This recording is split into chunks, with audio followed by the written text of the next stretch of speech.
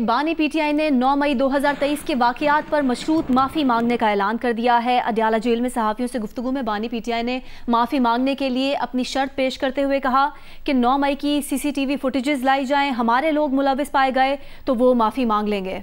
बानी पीटीआई का ये भी कहना था कि अगर पीटीआई के लोग 9 मई के हमलों में मुलविस पाए गए तो उनको पार्टी से भी निकालेंगे और सज़ा भी दिलवाएंगे। बानी पीटीआई का ये भी कहना था कि उन्हें रेंजर्स ने घसीटा, क्या उनका हक नहीं कि वो मुझसे माफ़ी मांगे? क्या आलमी सतह पर मकबूल तरीन शख्स की कोई इज्जत नहीं है? मुस्लिम लीग नून के सेनेटर इरफान सिद्दीकी ने कहा कि बानी पीटीआई का बयान मायूसी, झंझलाहट और दरवाजे बंद होने का इजहार है। जियो न्यूज़ से गुफ्तगू में सेनेटर इरफान सिद्दीकी ने सवाल किया कि इदारे बानी पीटीआई से किस बात पर माफ़ी मांगे। इस माफ़ी के तनाज़र में इस बयान को अब आप कैसे देखेंगे? ये बयान देखें, वो मेरा ख्याल है कि 1 साल हो गया है, उन्होंने तमाम अपनी कोशिशें कर ली हैं, उन्होंने अवाम को भी मुतहरिक करने की कोशिश की है। अभी 5 जुलाई उनको 1 साल हुआ है, 5 अगस्त को, और ये ऐलान था जी कि पूरे मुल्क के अंदर ये हो जाएगा, हड़ताल हो जाएगी, अवाम निकलेंगे। मुझे तो नहीं मालूम कि कहाँ कोई 10 बंदे भी निकले हैं, तो वो मायूस हो चुके हैं। ये फ्रस्ट्रेशन की अलामत है, ये बयानात मायूसी की अलामत है, दरवाजे बंद होने की अलामत है। वो कहते हैं जी कि मैंने ये किया नहीं है, ISPR मुझसे माफ़ी मांगे। किस चीज़ की मांगे? ISPR ने तो अपने बंदों का मुआसबा किया है, आला अफसर निकाल दिए, जर्नैल निकाल दिए हैं। आपने बगावत की है, आपने साजिश की है। आप इसको एक मामूली चीज़ समझते हैं जी कि मैंने क्या किया है, जी मैंने कुछ किया नहीं है। मुस्लिम लीग नून के सेनेटर तलाल चौधरी ने कहा है कि बानी पीटीआई 9 मई के वाकयात पर गैर मशरूत माफ़ी मांगे। बानी पीटीआई की मशरूत माफ़ी के बयान पर रद्द-ए-अमल देते हुए सेनेटर तलाल चौधरी ने कहा कि सानहा 9 मई का इतराफ़ जुर्म करने वाला अब सबूत मांग रहा है।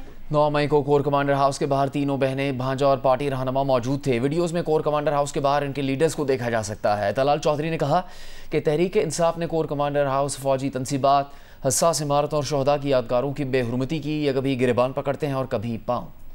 इलेक्शन कमीशन ने मखसूस नशस्तों से मुताल्लिक़ सुप्रीम कोर्ट के मुख्तसर फैसले पर ही नज़र-ए-सानी अपील दायर करने का फैसला किया है। इलेक्शन कमीशन की नज़र-ए-सानी दरख्वास्त में कहा गया है कि सुप्रीम कोर्ट का 12 जुलाई का हुक्म इम्तियाजी और एक पार्टी के हक में है। नज़र-ए-सानी दरख्वास्त में यह भी कहा गया है कि सुन्नी इत्तेहाद काउंसिल के अरकान की 2 कैटेगरीज में तकसीम भी गलत की गई है।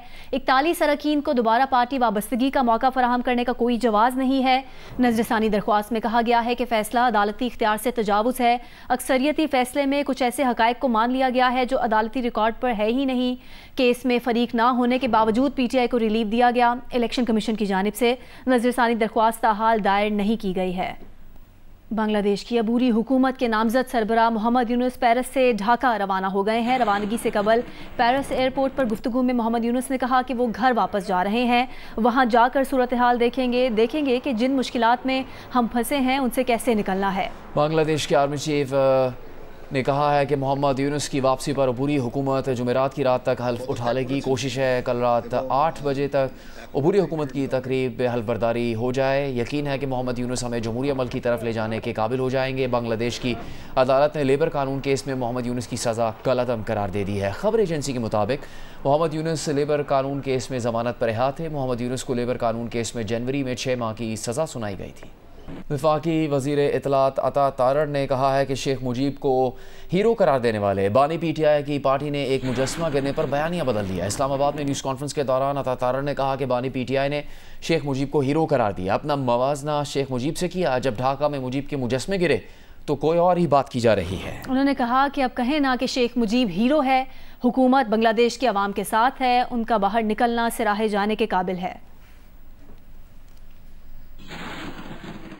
बानी चेयरमैन पीटीआई ने शेख मुजीब को एक हीरो के तौर पे पोर्ट्रे किया। क्या कहा? अपने आप का मवाजना शेख मुजीब से किया और कहा कि जी मेरे साथ वही हो रहा है जो शेख मुजीब के साथ हुआ था। यानी उनके जो फ्रीडम फाइटर्स जिनको वो कहते थे और हम समझते थे कि कतर में उन्होंने एक अच्छा किरदार अदा नहीं किया जिन लोगों ने, उनके मामले के ऊपर ये सारा मामला शुरू हुआ ना। तो जेल से बार बार शेख मुजीब इनके लीडरों ने आके टीवी पे बात की। यू टर्न ना ले तो वो बानी चेयरमैन पीटीआई कहलवा ही नहीं सकता अपने आप को। शेख मुजीब को हीरो मानते थे, एक स्टैचू गिरने से आपने अपना ईमान बदल लिया। अब खड़े हो ना कहें, लगाएं पोस्टें, बनाएं वीडियोस के जी हम शेख मुजीब और हम शेख मुजीब के साथ हैं। आज आप कह रहे हैं जी अवाम ने कमाल कर दिया। और कल बैरिस्टर गौहर साहब बात कर रहे थे कि शहबाज शरीफ साहब कुछ सीखें हसीना वाजिद से। भाई साहब, आपकी जमात ने इस मुल्क में बयानिया बनाया शेख मुजीब का, पूरे ट्विटर की वीडियोस। मुझे बता दें, शेख मुजीब को हीरो डिक्लेयर करने की वीडियो क्या तहरीक इंसाफ के सोशल मीडिया के ऑफिशियल अकाउंट से नहीं लगी? क्या इमरान खान का मवाजना शेख मुजीब से नहीं किया गया? जो पाकिस्तानी हुकूमत है, पाकिस्तानी अवाम है, हम बांग्लादेश की अवाम के साथ खड़े हैं। पाकिस्तानी हुकूमत और पाकिस्तानी अवाम बांग्लादेश के अवाम के साथ खड़े हैं, और हम इसको सराहते हैं कि बांग्लादेश के लोगों ने जो एक रेजिलियंस दिखाई है, एक अज़म दिखाया है, हौसला किया है, एक हिम्मत दिखाई है, और उन्होंने वो बाहर निकले हैं, ये बिल्कुल एक सराहने वाली बात है। शाहिद खाकान अब्बासी ने कहा है कि सियासी इस्तेहकाम नहीं होगा, आइन की नफ़ी होगी तो मईशत नहीं चलेगी। उन्होंने कहा कि बांग्लादेश में भी यही हुआ। बांग्लादेश के नाम नहाद जमहूरी हुक्मरानों ने इक़्तिदार को तूल देने के लिए बदतरीन धांधली की। बांग्लादेश की मईशत बेहतर, बिजली सस्ती और रोज़गार यहाँ से ज़्यादा था। शाहिद खाकान अब्बासी ने कहा कि बांग्लादेश में आवाम की राय को दबाया गया, इंसाफ नहीं दिया गया, तो वज़ीर आज़म को मुल्क छोड़कर भागना पड़ा। जब सियासी अदम इस्तेहकाम होगा, मईशत नहीं चलेगी। बांग्लादेश में क्या हुआ? बांग्लादेश में आइन की नफी हुई। एक democratic, so called democratic setup ने की। आप इक़्तिदार में आ गए, अवाम के वोट से आए, आपने इक़्तिदार को तूल देने के लिए आपने इलेक्शन रिग करने शुरू कर दिए। ये मैं बांग्लादेश की बात कर रहा हूँ। एक इलेक्शन रिग किया, पिछले साल जो इलेक्शन हुआ उसमें वहाँ पर क्या हुआ वो फरवरी 8 की याद भी ख़त्म कर देते हैं।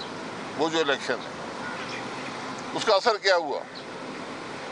एक सिर्फ वहाँ मईशत भी बेहतर है, वहाँ पर बिजली भी सस्ती है, वहाँ पर रोज़गार के मौके भी हैं, लेकिन जब आप अवाम की राय को दबाएंगे, अवाम की राय की नफ़ी करेंगे, अवाम को इंसाफ नहीं मिलेगा, तो फिर वो होगा जो बांग्लादेश में हुआ कि सिर्फ नौकरियों के कोटे पर ये सारा मामला पैदा हुआ और फैल गया, और मुल्क के वज़ीर आज़म को चंद मिनट के नोटिस पर मुल्क से भागना पड़ा। इसमें हमारे लिए बहुत से सबक हैं। वफाकी हुकूमत ने राशिद महमूद लंगड़ियाल को चेयरमैन FBI मुकर्रर कर दिया है। ग्रेड 21 के राशिद महमूद लंगड़ियाल इस वक्त सेक्रेटरी पावर डिवीजन है। वफाकी हुकूमत ने राशिद महमूद लंगड़ियाल को चेयरमैन FBI मुकर्रर कर दिया है। ग्रेड 21 के राशिद महमूद लंगड़ियाल इस वक्त सेक्रेटरी पावर डिवीजन है। पेरिस ओलंपिक्स में अरशद नदीम ने पाकिस्तान के लिए मेडल की उम्मीदें रोशन कर दी हैं। अरशद नदीम ने पेरिस ओलंपिक्स में मेडल की उम्मीद रोशन कर दी। जेवलिन थ्रो के क्वालिफिकेशन राउंड में अरशद नदीम ने पहला ही थ्रो 86.59 का किया और फाइनल राउंड में जगह बना ली। भारत के नीरज चोपड़ा ने भी 89.34 थ्रो करके फाइनल के लिए क्वालिफाई किया। फाइनल राउंड में 32 में से 12 खिलाड़ियों ने जगह बनाई, जिनके दरमियान मुकाबला 8 अगस्त को होगा। मजमूई तौर पर भारत के नीरज चोपड़ा 89.34 के साथ पहले नंबर पर रहे। ग्रेनाडा के एंडरसन पीटर्स 88.63 के स्कोर के साथ दूसरे, जर्मनी के जूलियन वेबर 87.76 के साथ तीसरे, जबकि अरशद नदीम 86.59 के साथ चौथे नंबर पर रहे। जबकि कीनिया के जूलियस येगो 85.97 के साथ 5वें नंबर पर हैं। अरशद नदीम पेरिस ओलंपिक्स में पाकिस्तान के लिए मेडल की आखिरी उम्मीद है, क्योंकि बाकी 6 एथलीट्स मेडल तो दूर की बात फाइनल राउंड में भी जगह नहीं बना सके। अरशद नदीम पाकिस्तान के लिए कॉमनवेल्थ गेम्स में सोने और आलमी एथलेटिक्स चैंपियनशिप में चांदी का तमगा जीत चुके हैं। सिंध हुकूमत ने जिला घोटकी की सरफेस ड्रेन की बहाली पर करोड़ों रुपए खर्च होने के बावजूद मंसूबे पर काम न होने की तहकीकात कराने का फैसला कर लिया है। सिंध के वजीर ज़राअत सरदार मोहम्मद बख्श खान महर ने कहा कि सरफेस ड्रेन के मामले की इंक्वायरी करवाई जाएगी। उन्होंने मुतल्लिक़ अफसरान को हिदायत की कि ज़िला घोटकी के बड़े छोटे नालों, सेम नालों और नहरों की निगरानी की जाए। ज़िला घोटकी की सरकारी अस्पतालों में अद्वियात, अमले की कमी और सहूलियात न मिलने की शिकायत मिली है। सेहत की सहूलियात की फराहमी के लिए वज़ीर सेहत और महकमा सेहत से राबता करके जल्द तदारुक किया जाएगा। घोटकी में इंजीनियरिंग यूनिवर्सिटी और तालीमी इदारे कायम करके बेरोज़गार नौजवानों को तरबियत देकर सनती इदारों में रोज़गार फराहम किया जाएगा। बारिश से मुतासर होने वाले अफराद की हर मुमकिन मदद की जाएगी। मोहम्मद बख्श महर कत्ल में मुलविस मुल्ज़िमान को बख्शा नहीं जाएगा।